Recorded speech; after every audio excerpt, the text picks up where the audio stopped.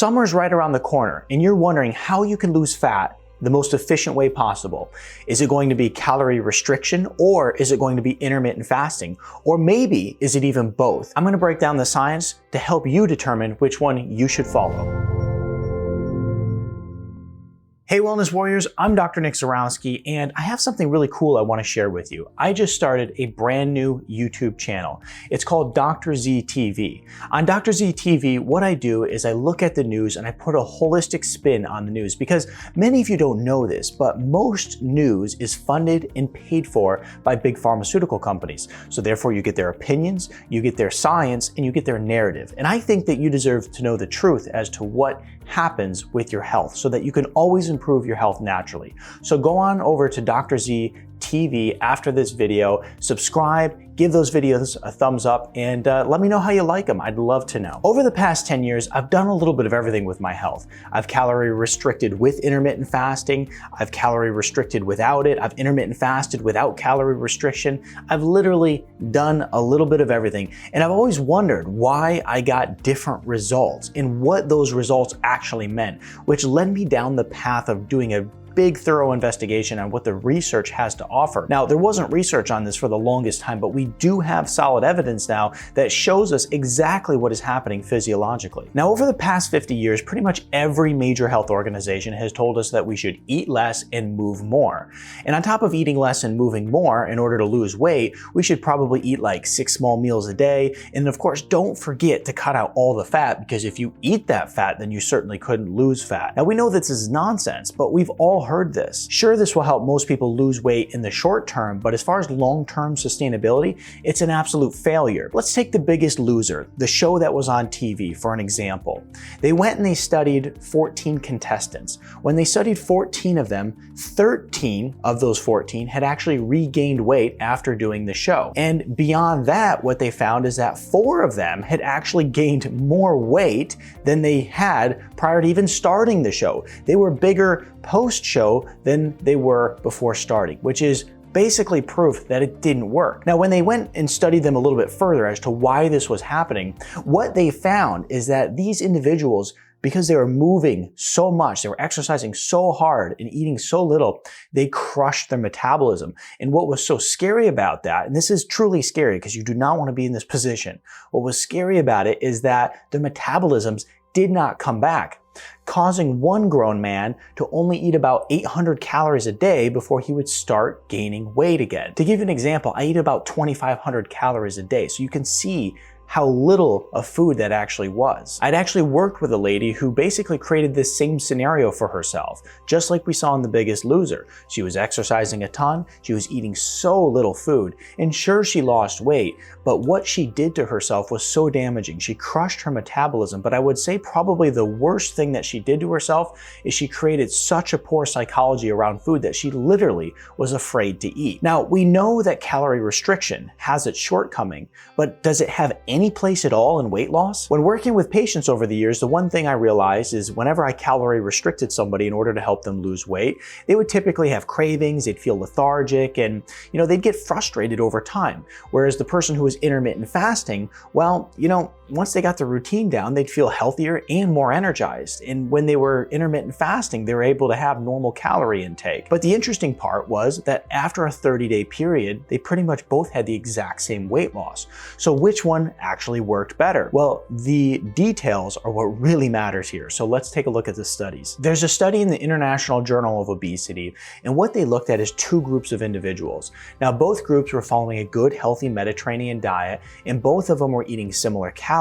The big difference between the 2 groups was that one was following a daily calorie restrictive diet, and the other one was following a diet that was very similar to the 5-2 diet, where you eat normal calories 5 days a week, and then you do a severe calorie restriction just 2 days a week. Now, over 6 months of this style of eating, the results were pretty interesting. What they found is that between both groups, they had similar weight loss and fat loss, but there was something that was very different between the 2 groups, and it happened hormonally. In the calorie restricted restriction group, the ones that were just calorie restricting every day, they had their insulin levels go down, but then it plateaued. And those who were in the fasting group, their insulin levels continue to drop over the whole 6-month period, making them far more insulin sensitive. Now, this is a big deal considering that insulin resistance is one of the major drivers of obesity and one of the major things that actually causes you to gain weight. Now, there's another study done, and it was done in 2016. And what they looked at was 0-calorie fasting 2 days a week and then normal eating the other 5 days a week. Now, this is identical to the fast that we just did in the Wellness Warrior community. And if you're not part of that Wellness Warrior community, you gotta join that because you're missing out on the fasts and the detoxes and all the things that we do. You can join by texting this number right here, or you can click on a link in the description below and sign up via email. Now, going back to this study. So they had this one group that was doing the 2-day fasting every week and then 5 days of regular eating, and they compared it to a group of obese individuals that were doing daily calorie restriction. Now, they did this study for 24 weeks and the results were incredibly eye-opening. Now, in terms of just general weight loss, the fasting group barely outperformed the calorie restriction group. But the devil's in the detail, and this is where the fasting group really shined. The fasting group actually lost more fat around the midsection. How much more fat, you might ask? They actually lost 2 times more fat around the waistline. And the fasting group also lost 6 times more fat on the body in the way of total fat percentage compared to the calorie restriction group. So now you're probably a little bit confused and maybe asking, well, how in the world did they both have the same amount of weight loss if the fasting group lost 6 times more fat? It's an incredible question because what happened is that those who were doing daily calorie restriction, they not only lost fat, but they also lost lean muscle mass, whereas the fasting group actually maintained their lean muscle mass. Because what happens is when you're fasting, it's muscle sparing. And you also have hormones like growth hormone that surges when you're fasting, and that alone will help you maintain your lean muscle mass. But what about your metabolism? Because we've all heard that doing fasting like that is definitely going to wreck your metabolism, just like those guys that did the Biggest Loser program. Well, pretty interesting because in the study, what they found is that those who were doing the calorie restriction,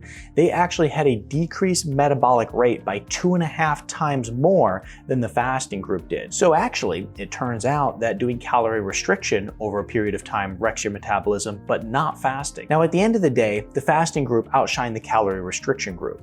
But besides all of that, the only thing that really matters is long-term sustainability. Can you maintain it? And they knew that in the study because as we saw with the Biggest Loser contestants, it was a disaster, right? They lost all this weight, but then they gained it back. So the study went on to follow up with people many weeks later. And here's what they found.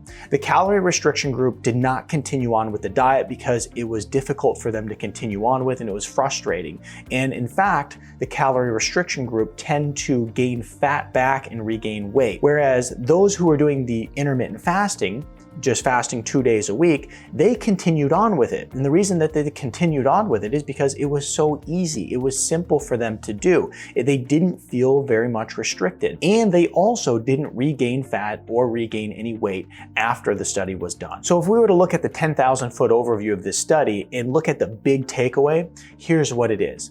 If we're doing calorie restriction and doing 6 small meals a day, it's unsustainable and it won't last. And if you're doing intermittent fasting, what you'll find is that you can stick with it and it'll help you lose weight in the long term. The other big takeaway is that calorie restriction is going to lead to both lean mass loss and fat loss, whereas fasting focuses more just on fat loss. Calorie restriction also is going to cause your metabolism to slow down far more than fasting does, causing you to struggle to lose weight over time. The other thing that we're going to see is that fasting will help increase growth hormone, increase testosterone, and also give you more energy, whereas calorie restriction will do the exact opposite. I've also found in my own personal experiences that calorie restriction tends to mess with your sleep quite a bit too. The next question is this. Is there a scenario where you could combine both of these strategies together and they would work pretty well together? Well, let's think about it. Now, when people are intermittent fasting, you can eat too much food and start to gain fat while intermittent fasting. It's a little bit harder to do, but it's still possible. I see people do it all the time. They get frustrated because they're like, I started intermittent fasting and I even gained weight. Well, you're just eating too much food. So what this means is that we have to start eating less. Now, this means that we're going to follow a minor calorie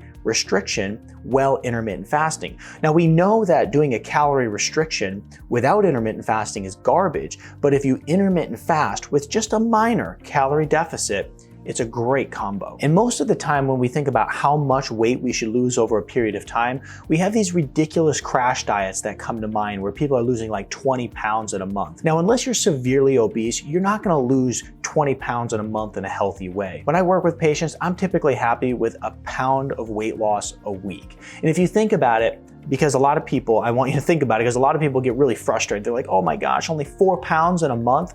Well, if you think about this over a year's time, that's 52 pounds. And that's a lot of weight. And you did it without restricting yourself. You did it in a sustainable way, and you enjoyed your life in the process. So if you do intermittent fasting with just a minor calorie deficit, you're going to get great results. And we have to make sure that this doesn't spiral out of control, right? Because sometimes people get into intermittent fasting with severe calorie deficits, and that's not an intelligent approach at all. We have to make sure that we always follow a sustainable model for weight loss, and that's how you're gonna get good results. Now, if you like this video, you're gonna like this video right here. And hey, check out my new channel too, Dr. Z TV. You can do that by clicking right there.